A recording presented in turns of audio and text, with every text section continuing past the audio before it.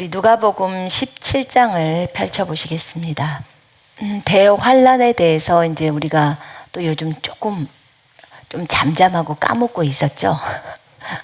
평안하고 안전하다 보니까 많이 그러는데 하나님은 깨어있으라고 자꾸 우리에게 요구하십니다.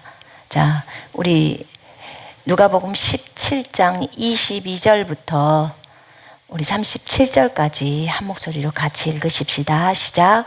또 제자들에게 이르시되 때가 이르리니 너희가 인자의 날 하루를 보고자 하되 보지 못하리라. 사람이 너희에게 말하되 보라 저기 있다 보라 여기 있다 하리라. 그러나 너희는 가지도 말고 따르지도 말라. 번개가 하늘 아래 이쪽에서 번쩍이어 하늘 아래 저쪽까지 비침같이 인자도 자기 날에 그러하리라. 그러나 그가 먼저 많은 고난을 받으며 이 세대에게 버림받아야 할지니라.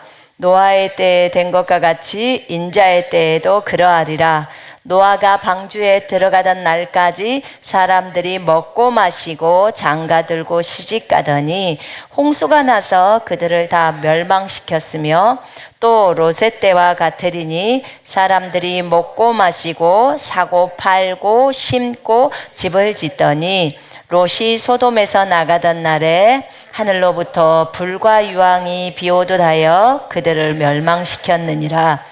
인자가 나타나는 날에도 이러하리라. 그날에 만일 사람이 지붕 위에 있고 그의 세간이 그 집안에 있으면 그것을 가지러 내려가지도 말 것이요 밭에 있는 자도 그와 같이 뒤로 돌이키지 말 것이니라.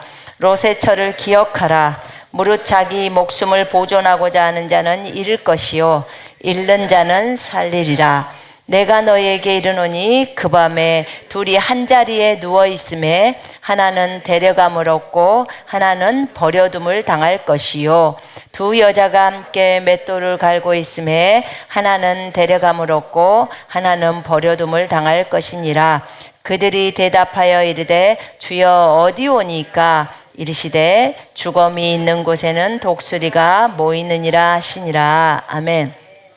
거기 36절에 없음이라고 적어진 것은 개역성경을 번역했던 그 사본에는 없음이에요. 근데 다른 킹제임스 성경이나 다른 그 역본이 번역했던 거기에는 이 내용이 있습니다. 그러니까는 이 번역본이 어떤 사본을 선택했느냐에 따라서 그 구절이 있는 게 있고 없는 게 있는 거예요. 그래서 돈이 있으시면 성경책을 좀 몇 개를 사서 새 번역도 보시고 또 킹제임스 성경도 보시고 개역 성경도 보시고 헬라어 직역 성경도 보시고 쉬운 성경도 보시고 이렇게 좀 보면 좋을 것 같아요. 거기 36절에 두 사람이 밭에 있으면 하나는 데려감을 당하고 하나는 버려둠을 당할 것이요가 있음 이렇게 적어져 있어요. 네. 자, 어떤 고도의 사본에는 36절이 이렇게 적어져 있습니다. 지금 그 얘기예요. 자, 오늘은 누가복음에 있는 이 내용들에 보면 이 내용의 내용과 비슷한 내용들이 마태복음 24장에 있어요. 근데 이제 어떤 분들하고 얘기를 하다 보니까 이렇게 노아의 때처럼 또 롯의 때처럼 이렇게 이제 주님이 오시는데 여기 보니까 한 사람은 데려감을 당하고 한 사람은 남겨지고 맷돌을 갈고 있고 그러니까는 이게 어떤 환난 전의 상태가 아닐까요? 라고 이제 생각하시는 분들이 계세요. 그런데 아니에요. 이 누가복음만을 봤을 때는 그렇게 생각할 수는 있어요. 근데 여러분 이거는 마태복음 24장에 그대로 나와 있어요. 마태복음 24장에 분명하게 나와 있기 때문에 여러분들이 생각을 고쳐 먹어야 돼요. 그렇게 환난 전에 휴거가 온다고 생각하거나 환난 전에 재림이 올 거라고 생각하는 건 착각이에요. 여러분 예수님의 재림은 분명하게 계시록 19장에 나와 있어요. 그러면 그 예수님의 재림이 환난 전이 되려면 그 7 교회가 있을 때 기본적으로 교회에게 주는 메시지 속에 나와야 되는 거예요. 근데 그게 아니고 예수님의 재림은 대환란의 그것도 끝부분에 계시록 19장에 적어져 있어요. 그래서 여러분들이 착각하지 마시고 빨리 내가 정신을 차리고 깨어 있어야 하는구나. 그리고 내가 하나님 앞에 기도로 깨어 있어야 하는구나. 나는 기도의 사람이 되어야 하는구나.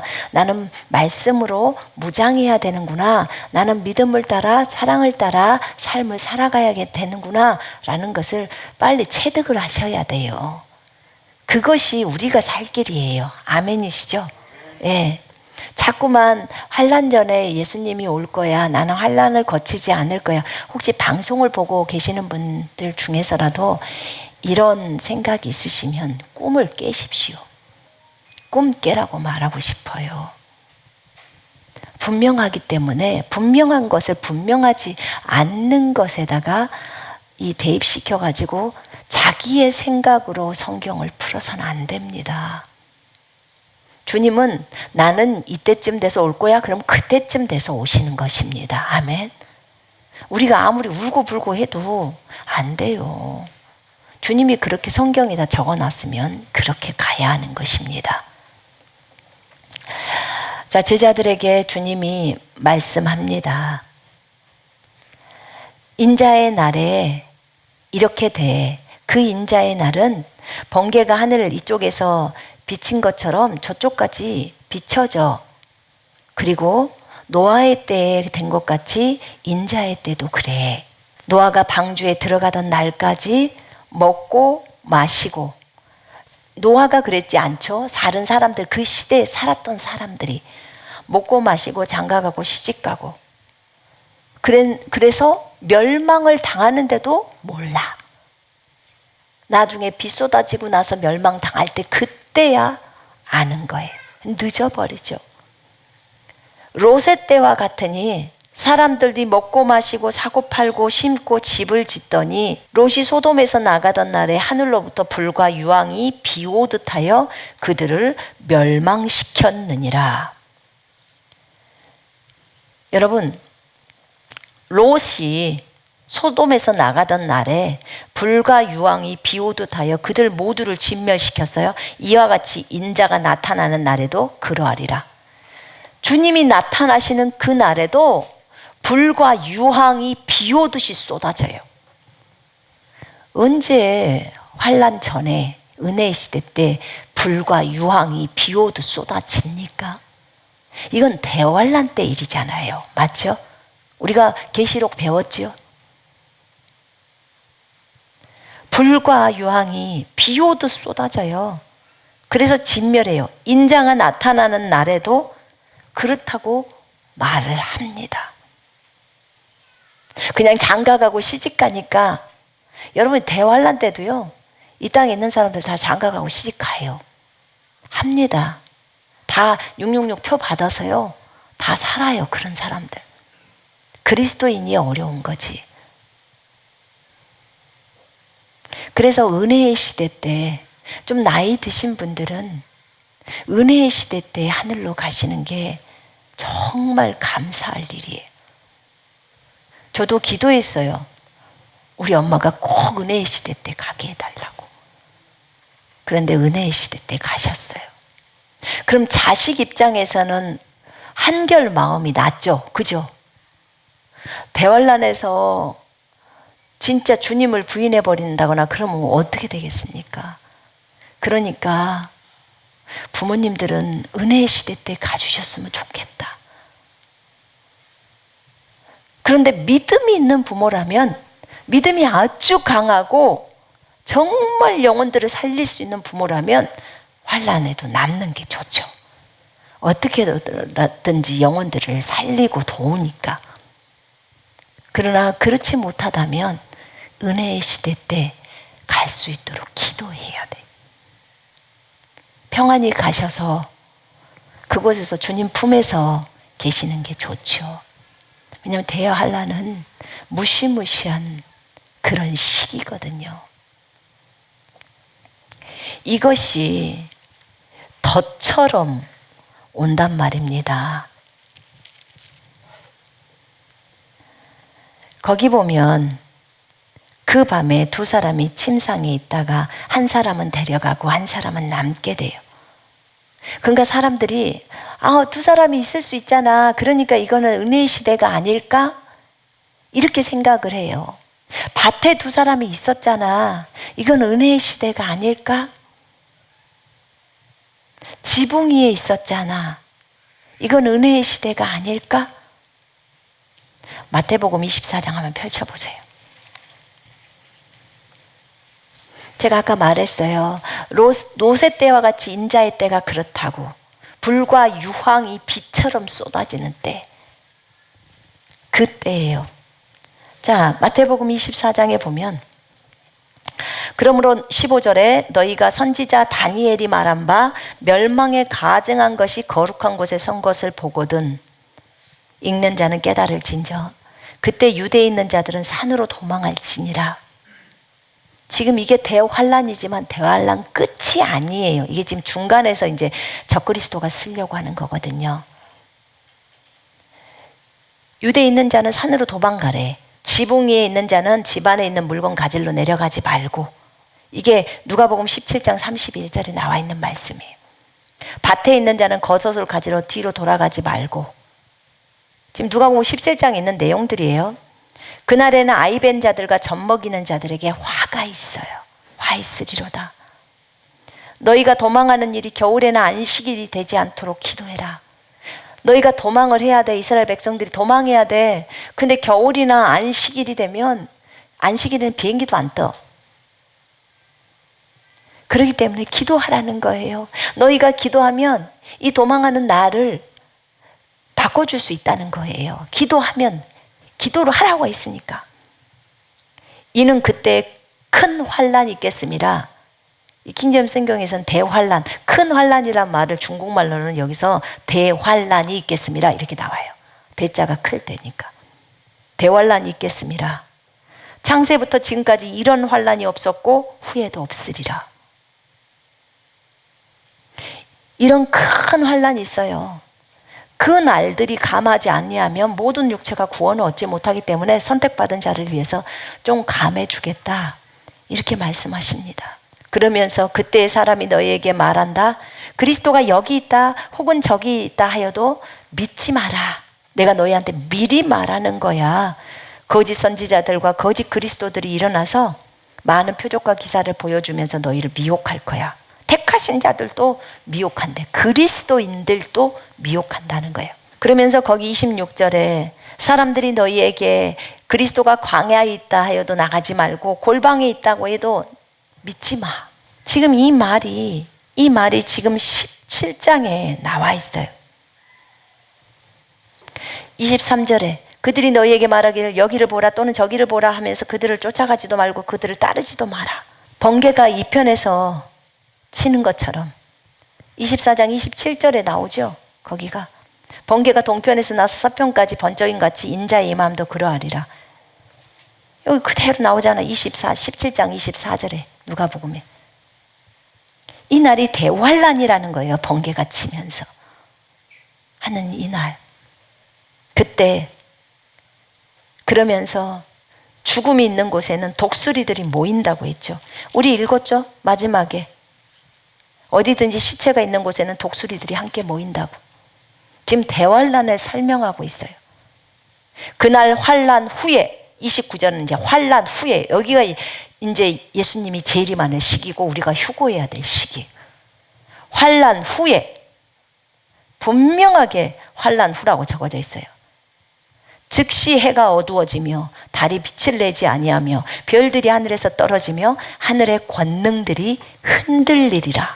그때 인자의 징조가 하늘에서 보이겠고 그때 땅의 모든 족속들이 통곡하며 그들이 인자가 구름을 타고 능력과 큰 영광으로 오는 것을 보리라. 그가 큰 나팔 소리와 함께 천사들을 보내리니 그들이 그의 택하신 자들을 하늘 이 끝에서 저 끝까지 사방에서 모으리라. 이게 휴거예요. 31절이 휴거라고. 그러면 대환란 끝에 이런 징조가 있으면서 인자가 오시는데 휴거가 일어나요. 이게 다 그리스도의 재림이나 휴거나 다 세트 메뉴처럼 세트예요. 대환란 때 일어난단 말입니다. 대환란 끝 무렵에. 근데 어떤 분들이 누가복음 17장을 보면서 이거 보니까 꼭 은혜의 시대 때 일어날 것 같아요. 그러지 않아요.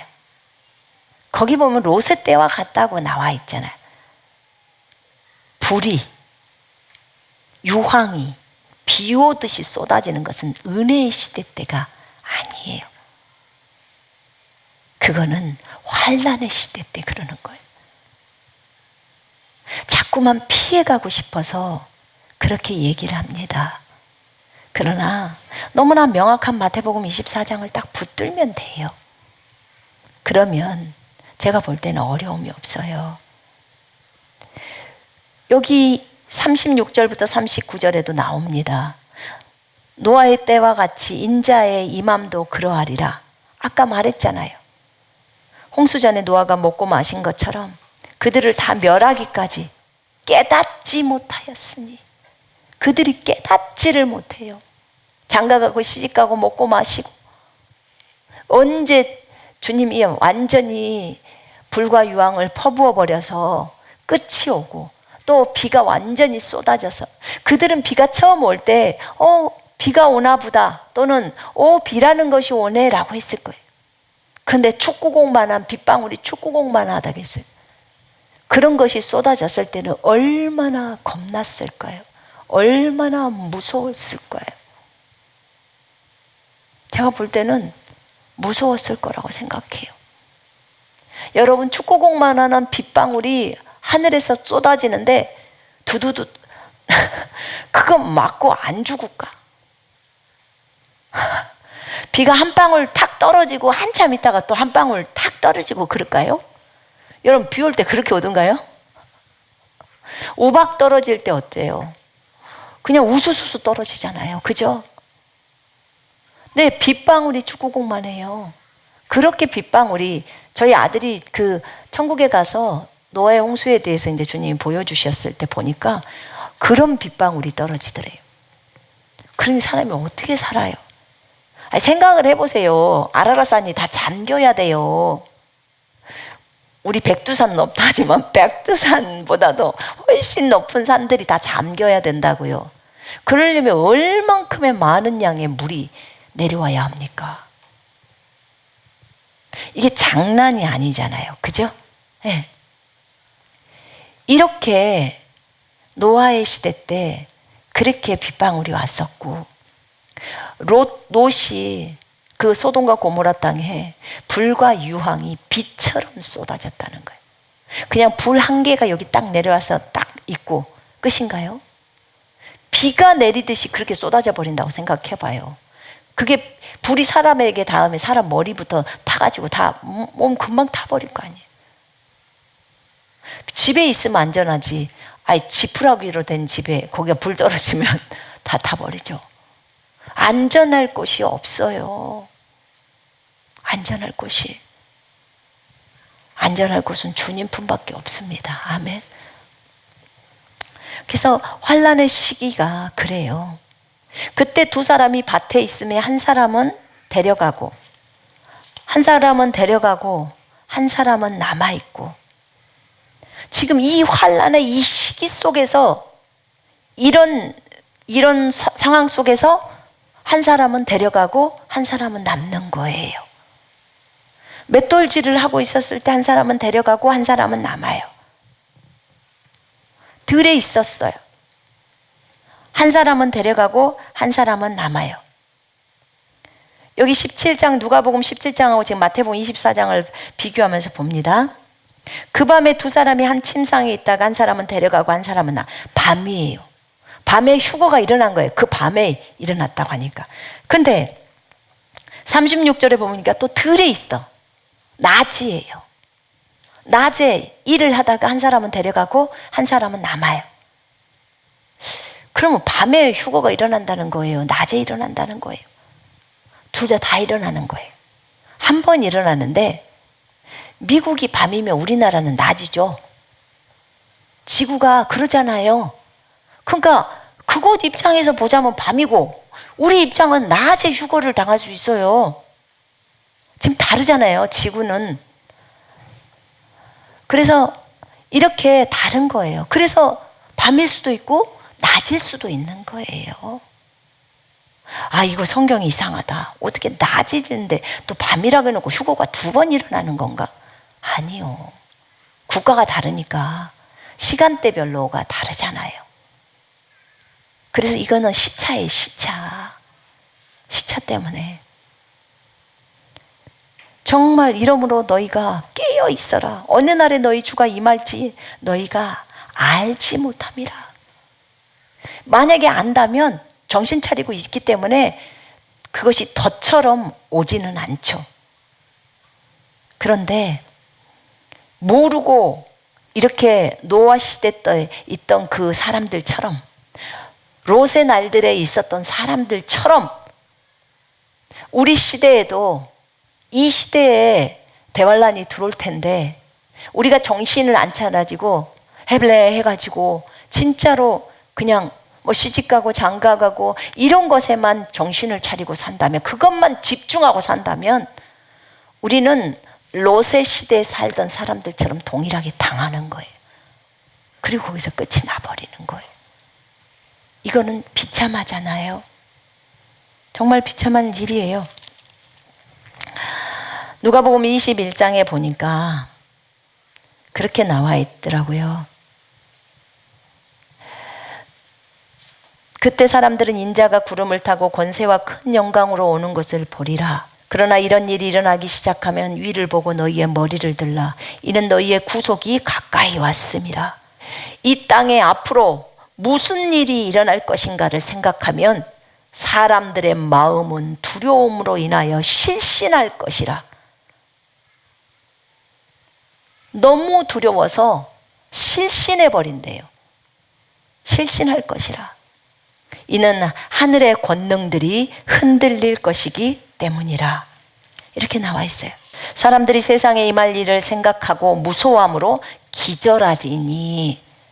여러분들의 성경에 그렇게 나와 있어요. 너무 그 일을 생각하면 무서워서 기절해 버린대요. 이는 하늘의 권능들이 흔들리겠습니다.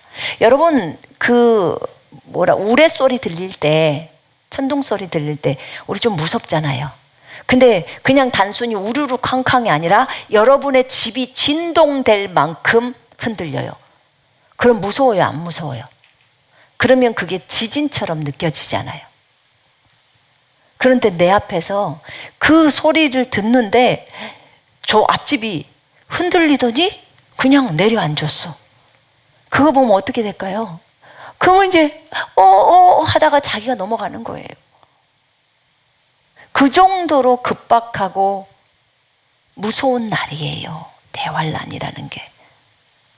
여러분에게 두려움을 주기 위해서가 아니라 진짜 우리가 깨어 있어야 한다는 거예요. 우리가 자각을 못해요. 뭐 잘 돌아가네, 세상은 잘 돌아가, 뭐 괜찮았네, 다 장가가고 시집가고 뭐 논밭을 사고 팔고 다 이루고 살잖아요. 근데 주님이 이렇게 말합니다. 너희는 스스로 조심해라. 그리하여 어느 때라도 너희 마음이 방탕과 술 취함과 이생의 염려로 무겁게 되어 그날이 갑자기 너희에게 임하지 않게 하라. 개역성경에 이렇게 나왔습니다. 너희는 스스로 조심하라. 그렇지 않으면 방탕함과 술 취함과 생활의 염려로, 지금 누가복음 21장 34절 읽고 있어요. 마음이 둔하여지고 뜻밖의 그날이 덫과 같이 너희에게 임하리라. 덫이 돼버려요. 새가 그물쳐놓은 데서 걸리듯이 덫을 놓고 쥐가 들어가서 그 쥐덫에 걸리잖아요. 그런 것처럼 대환란에 대한 경고를 성경에서 이렇게 많이 열어줬는데도 그것을 무시하고 그것에 대해서 준비하지 않고 깨어있지 않고 기도하지 않고 그렇게 있으면 마음이 둔해진다는 거예요. 여기서 분명히 둔해진다고 했어요. 어떤 걸로 둔해져? 세상에서의 방탕함이죠. 흥청망청 사는 거, 대충 사는 거, 그 다음에 술 취하는 거, 세상을 즐기며 세상이 원하는 대로 사는 사람이 방탕함이에요. 술 취하는 거, 그 다음에 이거는 두 가지는, 방탕함이나 술 취함은 그리스도인들이 영적 성장을 향해서 나아갈 때 많이 없어져요. 그런데 세 번째 거 있는 생활의 염려, 이거는 그리스도인들도 갖고 있어요. 여러분 생활 속에서 염려하시죠? 자녀들 염려하시죠? 직장 염려하시죠? 부부지간의 건강도 염려하시죠? 돈에 대한 염려도 있으시죠? 인간관계에 대한 염려도 있으시죠? 염려가 얼마나 많습니까? 이 생활의 염려로 마음이 둔해져 버린대요. 여러분 마음이 둔하면 절대 안 돼요. 마음이 둔하면 안 됩니다. 마음은 민감해야 해요. 내 안에 주님이 계시기 때문에 민감해야 합니다. 물론 둔한 게 때로는 좋을 때도 있어요. 그러나 성령을 따라가는 사람은 둔해서는 안 돼요. 민감해야 돼. 잠을 많이 자는 사람보다도 잠을 적게 자는 사람이 훨씬 주님께 민감해요. 나는 한 번 자면 깊이 자기 때문에 전혀 몰라.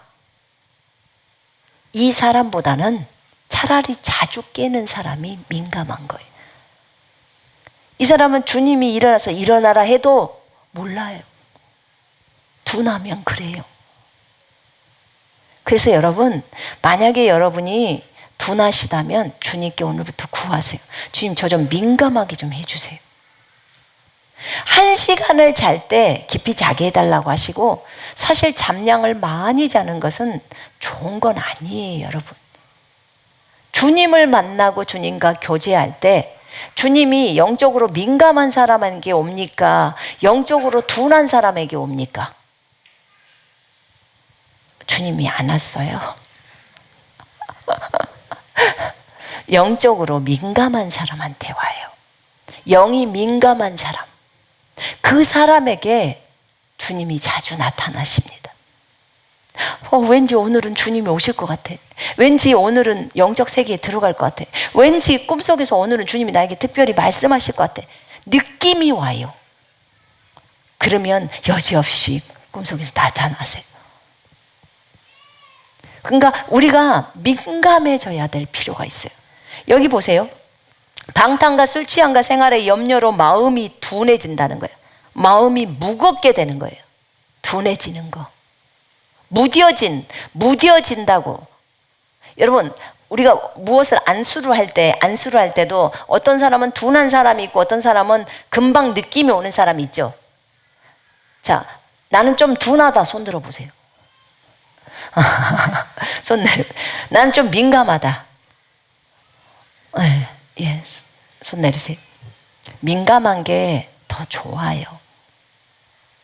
그러니까 둔한 것을, 여러분도 성령님에 대해서 좀 느껴보고 싶지 않으세요? 느끼고 싶죠? 근데 우리가 손잡고 같이 기름 부음 기도를 같이 해보면 점점 하면 할수록 더 민감해져요, 안 민감해져요? 민감해져요. 전혀 안 느껴보던, 우리 남편이 오늘 오전에 설교할 때 얘기하잖아요. 성령님 그 물결처럼 물이기 때문에 물로 표현되고 바람이기 때문에 표현된다고. 제가 처음에 주님 만나고 나서 제가 주님하고 기도하면요, 그 방에 들어가서 기도하면 주님이 저를 감싸는 것 같아요. 그러면서 귀에서 휙 하는 그 바람 소리가 계속 들려요. 그게 회오리 바람처럼 들려요. 그게 제가 알아요. 주님은 바람이라는 것을. 그리고 오늘 남편이 그랬잖아요. 저 오전 예배 때 그 물결 치는 것처럼 그렇다고. 근데 저희 남편이 원래 그 물결을 지금은 알지만 처음에는 저희 남편이 되게 둔했단 말입니다. 근데 민감해질 수 있어요, 여러분. 처음에 못 느끼기 때문에 제가 잠잘 때마다 여보 손을 잡고요, 같이 방언합시다. 누워서 같이 방언하면서 잠이 들어요. 근데 처음에는 아무리 해도 아무것도 몰라, 느낌이 없어, 이렇게 얘기했거든요. 근데 나중에는 갑자기 여기서 약간 좀 저리는 것 같아. 그렇게 저리는 것 같아. 그리고 나중에는 찌릿찌릿이야. 그러더니 물결이 쳐. 점점 그렇게 되어졌어요. 그러니까 여러분 다 될 수 있어요. 계속 기도를 하면서 그렇게 가면 느낌이 와요. 느낌이 온다고. 오늘 파동에 대해서 얘기했잖아요. 전이가 되기 때문에, 기름 부음이 전이가 되기 때문에 그런 거거든요. 그거는 민감할 때 알 수 있는 거예요. 물론 각자가 다 민감한 것이 다를 수는 있어요. 그러니까 우리 남편 같은 경우는 책을 보고 좋은 책을 선별하는 것에 참 민감해요. 그리고 어떤 책을 제가 찾아달라면 금방 찾아요. 여보, 이런 종류의 내용이 들어있는 책이 없을까? 그러면 금방 찾아내요. 정말 탁월해. 그 방면에는 민감해. 근데 기름 부음의 방면에는 무뎌. 왜 그럴까요? 훈련이 안 돼서 그런 거예요. 그쪽 방면에. 근데 이제 이렇게 연습을 하다 보니까 이제 민감해진 거예요. 여러분, 근데 우리는 또 그쪽 방면은 민감할 수 있지만 책을 고르고 선정하는 방면에는 무뎌요. 그럴 수 있잖아요. 기도를 할 때 어떤 것을 감지해내고 지금 주님이 무엇을 말하고 있다를 굉장히 빠르게 캐치해내는 사람이 있어요. 민감한 사람. 근데 어떤 사람은 주님에 관계되는 것은 무디는데 육신적인 건 겁나게 민감해. 또 이게 있죠. 근데 우리가 기도를 해야 될 것은요, 하나님 주님께 민감하게 해주세요. 요걸 기도를 해야 돼요. 주님께. 주님이 뭐라고 말씀을 하고 있는데 계속 나는 모르고만 있어. 그러면 얼마나 주님도 답답하신 거예요. 제가 보니까 이렇게 우리 한참 찬양 예배 드릴 때 작년에 위에서 진짜 빛이 많이 내려왔잖아요. 근데 빛이 제가 주님이 열어주셔서 빛을 보는데 빛을 안 보이다가 보니까 너무 좋은 거예요. 근데 그 못 보고 있는 그 사람의 마음을 제가 너무너무 안타까워 생각하는 거예요. 진짜로 안타깝더라고요. 진심으로 제가. 근데 그 사람이 드디어 어떤 빛 하나를 봤어. 그러니까 이제 그 빛이 보이는 거고 우리는 더 열어달라고 기도를 했고 하나님은 점점 조금씩 더 넓게 열어주시는 거예요. 더 많이 보게 되고. 얼마나 감사한지요. 정말 감사해요. 근데 여기 보니까 마음이 둔해진다고 했어요. 둔해지면 뜻밖의 그날이 덕과 같이 대환란이 들어오는 거예요. 이 대환란이 들어올 뿐만 아니라 주님의 오심이 들어온다는 거예요. 주님이 오시는 그날이 덫처럼 들어온다는 거예요. 이날은 온 지구상에 거하는 모든 사람에게 이 말이라. 그러니까 깨어있으라는 거예요. 이러므로 너희는 장차올 이 모든 일을 능히 피하고 인자 앞에 서도록 항상 기도하며 깨어있으라. 항상 기도하면서 깨어있으라는 거예요.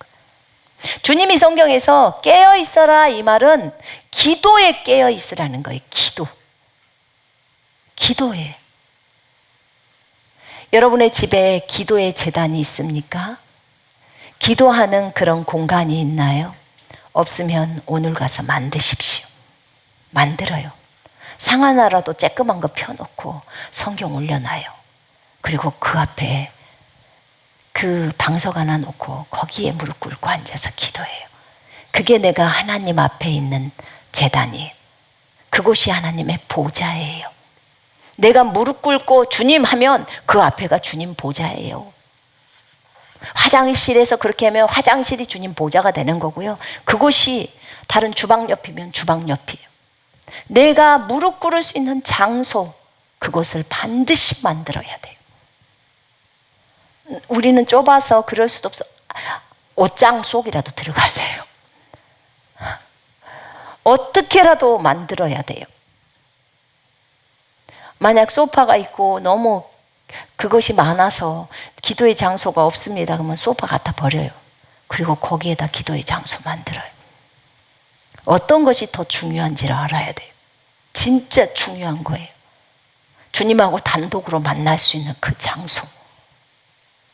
그곳에서 오늘 보신 이 말씀, 누가복음 이 21장과 또 17장과 마태복음 24장을 펼쳐놓고 주님 앞에 기도하는 거예요. 하나님, 이 대환란에서 우리를 건져주시라고. 대환란에서 우리 가족들을 보호해 주시라고. 우리의 믿음이 더 잘 자라기를 원한다고. 지금 은혜 시대 때 우리가 영적으로 성장하게 해달라고. 그래서 이 부분이 우리에게 덕과 같이 임하지 않게 해달라고. 구해야 해요. 정말 구해야 합니다. 생각해 봤어요. 성령과 함께 같은 방향으로 걸어가는 거.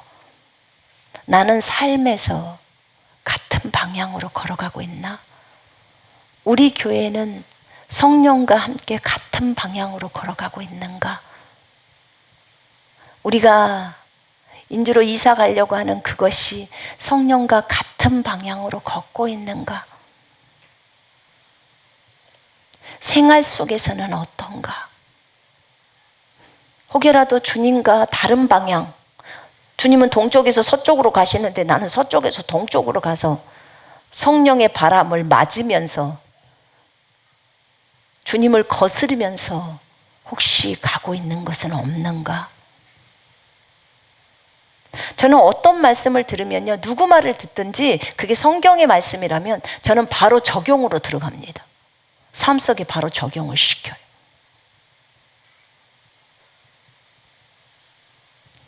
그러면 내가 삶에서 내가 그렇게 살고 있지는 않는가? 여러분 돌아보셔야 돼요. 오늘 오전 메시지에서 굉장히 중요한 내용이 나왔잖아요. 성령님이 바람이 되셔서 불 때 그 바람의 기류를 우리가 타야 돼요. 그래야 빠른 속도로 진전해서 갑니다. 물론 바람을 탄다고 해서 그것이 다 고난이 없다는 것은 아니에요. 주님이 무엇을 시켜도 그 일을 할 때 고난이 있죠. 그러나 성령이 함께 하시기 때문에 그것이 즐거움이에요. 기쁨이에요. 그리고 지치지 않아요.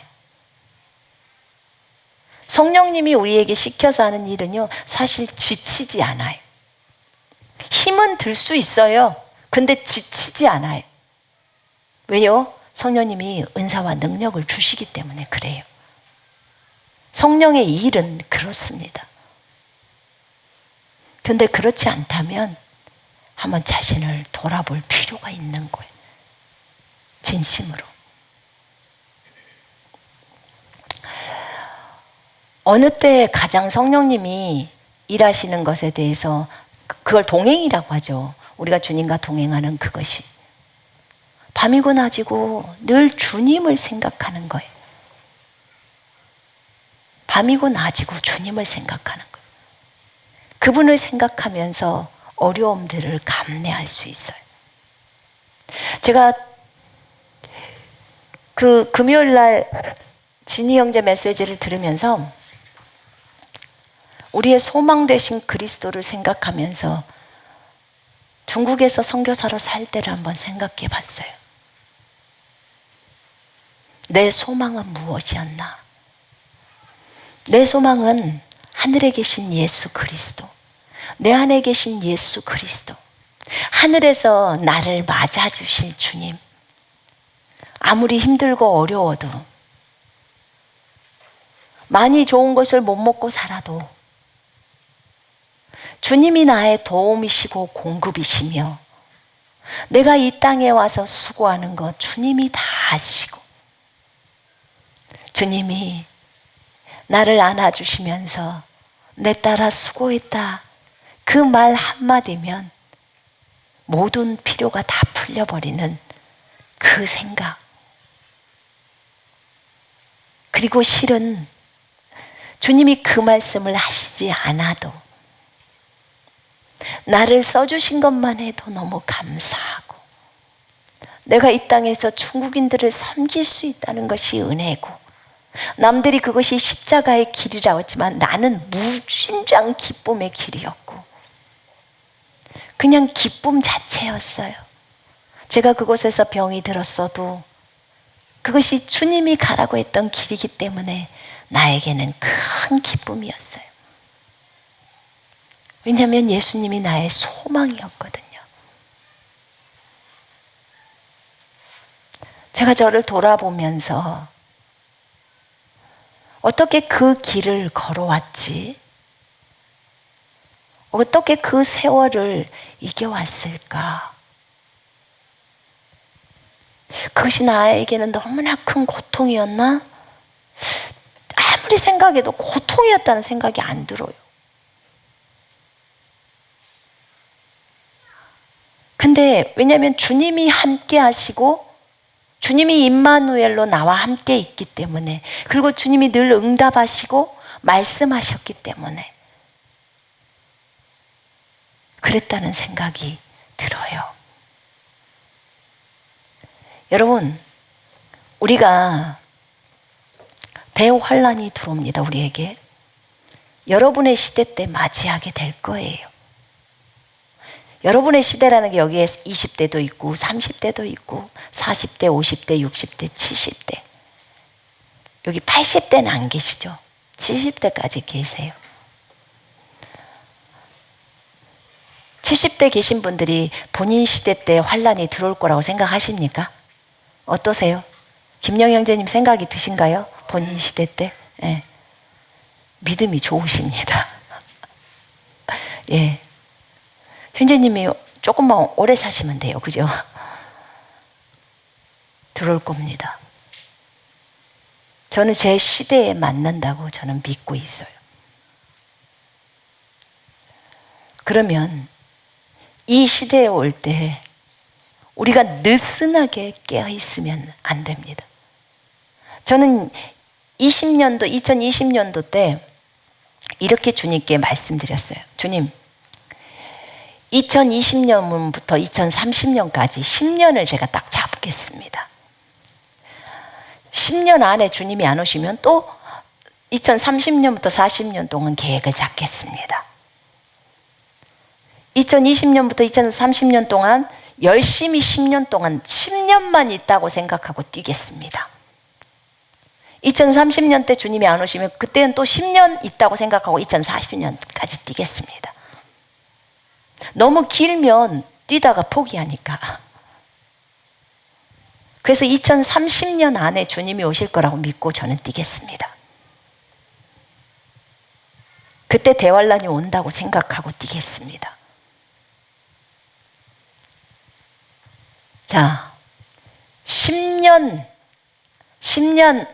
안에 대환란이 온다 하고 20년 안에 대환란이 온다 하고 차이가 많이 있겠죠? 여러분, 우리는요, 시간적인 개념 때문에 차이를 많이 느껴요. 근데 나는 여러분들이 시간이 길게 잡지 않았으면 좋겠어요. 저처럼 10년만 잡고 뛰어요. 10년. 2030년이면 끝이다 라고 딱 생각을 하시고 10년만 딱 보고 뛰자고요. 그러면 10년이니까 지치지 않거든요. 열심히 주님을 위해서 복음을 증거하고, 주가 언제 오실지 모르지만 우리가 깨어서 기도하고, 그리고 열심히 군사들을 잘 세우고 우리 자신도 군인으로 잘 서고, 영적으로 민감해서 주님이 부르실 때 바로 군인처럼. 군인은 어떤 사람인가요? 아니 저기 훈련병인가? 거기 그 훈련소인가 어디 가면 탁 치면 바로 뭐 훈련병 누구 하면서 일어난다며요. 잠자면서도. 또 해병대는 그 이병인가도 딱 가다가 이렇게 딱 치면 갑자기 잠자다가 일어나서 자기 이름 말하면서 누구 딱 한다고 하더만요. 근데 주님이 우리를 탁 쳤는데 가만히 있어봐요. 더 자고요. 이렇게 말할 수는 없잖아요. 그죠? 여러분 깨어 일어날 수 있어요? 이런 설교를 들으면서도 잠을 주무시면 제정신이 아니죠. 그죠? 정말 군인이라면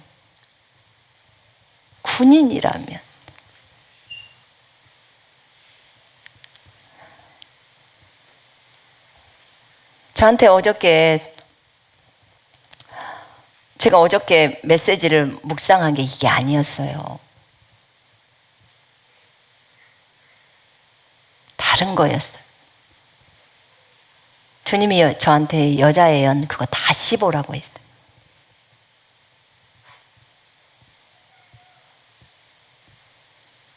시기가 가까운 거예요. 우리 한국 여자의 연 나왔던 거 그거 있었죠. 그죠?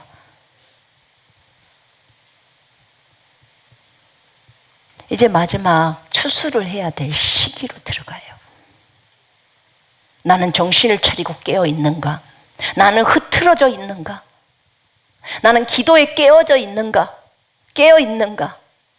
영혼들을 살리기 위해서 나는 아가페 사랑으로 정말 불쌍히 여기는 마음으로 그 영혼들을 향해서 마음이 열려져 있는가? 나는 내 생명을 하나님 앞에, 저 영혼들을 건지기 위해서 내 생명을 하나님 앞에 드렸는가? 나는 마지막 관문을 통과했는가? 다른 사람들을 다 살릴 수 있는 생명나무 열매를 내가 먹고 있는가? 우리 모두는 다 돌아봐야 돼요. 허수아비들을 군복을 입히고 생명을 주어서 허수아비 군대를 주님이 만드셨어요. 그게 여러분과 저예요. 우리는 허수아비들이에요. 성령이 흔들어야 흔들릴 수 있는. 그리고 이 허수아비 군대들을 통해서 한반도에서부터 대부흥이 시작돼요.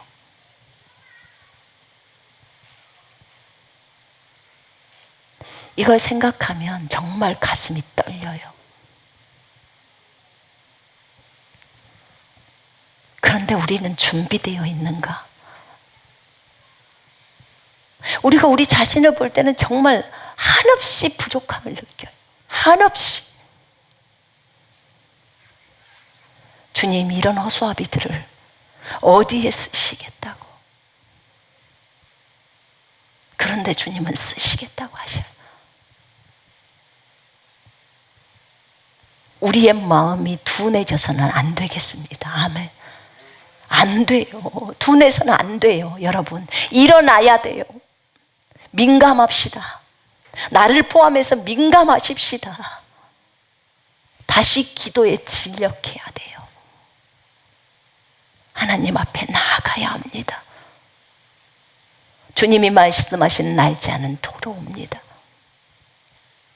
저한테 어떤 분이 물어보더라고요. 뭐 지구 탐험된지 특공된지 무엇인지 뭐라더라. 닭고기인가 치킨인가 무엇인가 그 이름이 있는데 그분이 뭐 26년도인가 언제 주님 온다고 했대요. 그걸 아시냐고 그래서 그 헛소리는 듣지 마세요. 제가 그랬어요. 2026년도에 주님 오시려면 벌써 2019년도에 대환란에 들어갔어야 돼. 무슨 대환란이 이렇게 평안하냐고요. 성경은 완전 다르네. 그만 들어야 돼요. 그런 소리.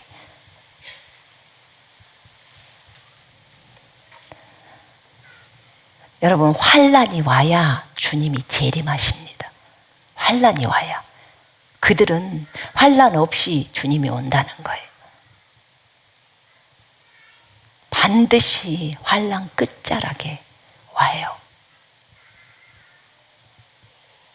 다니엘서 보니까 1290일이 후 3년 반이 지나고 나서 45일 후에 1335일까지 살아남아 있는 자는 복이 있도다.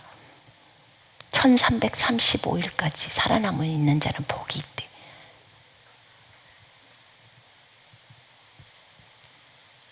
그래서 제가 한번 물어봐서 주님 1290일이면 후 3년 반인데 이제 끝이 나는데 1335일에 그러면 그때 주님 오십니까? 그랬더니 1335일이 언제부터 시작인지는 모르겠지만 그런 날짜를 우리가 모르잖아요. 그때가 주님 오실 날이랍니다. 그때 살아있는 자는 복이 있다는 거예요. 복이.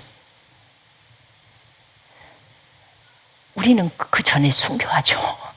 순교자로 목배임 당하고 죽지요. 그러나 예배자들은 살아있더라고요.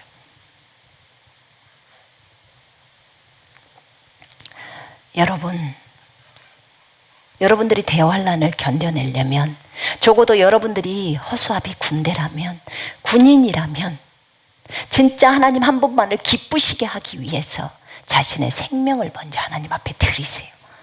주님 저를 하늘의 미랄로 사용해 주세요.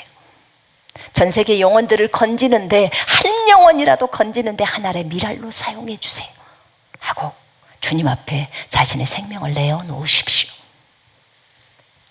먼저 그 기도를 해요. 그래야 관문에 들어갑니다. 그리고 우리 자신이 깨어서 기도에 깨어 있어야죠. 말씀에 깨어 있어서. 그렇게 가야 온 세상에 회복이 들어갈 수가 있어요. 마지막 때는 하나님의 아들들이 나타나기를 기다리고 있습니다. 여러분들이 나타나기를 기다리고 있다고요. 모든 피조물들이. 우리는 과거로 가서도 복음을 증거해야 한다고 했어요.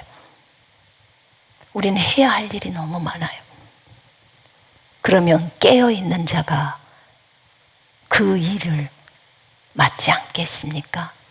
하나님이 깨어있는 자, 주인이 시키는 것을 잘 감당하는 자, 충성되이 행하는 자에게 그 일을 맡기지 않겠습니까?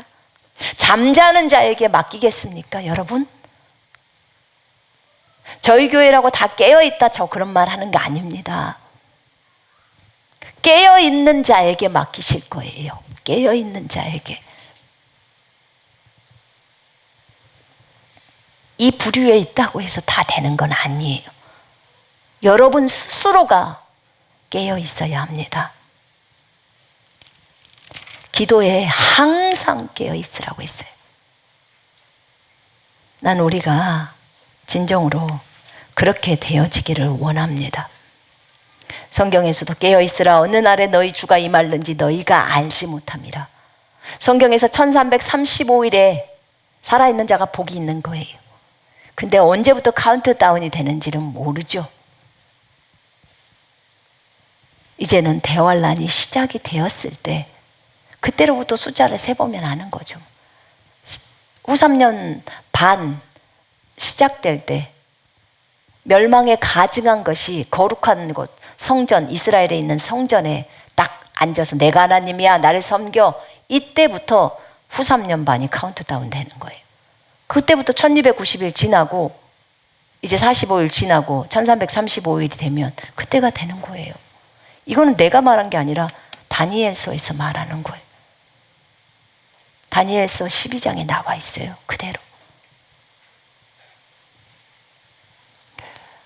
우리가 이것을 안다면 우리가 가족들을 살려야 되지 않을까요? 여러분 한 사람이 깨어 있으면 가족을 살릴 수 있잖아요. 그죠? 여러분들이 정신을 차리고 제가 정신을 차리면 이 나라의 영혼들을 살리지 않을까요? 전 세계의 영혼들을 살리지 않을까요? 우리 간절히 기도하십시다. 아멘.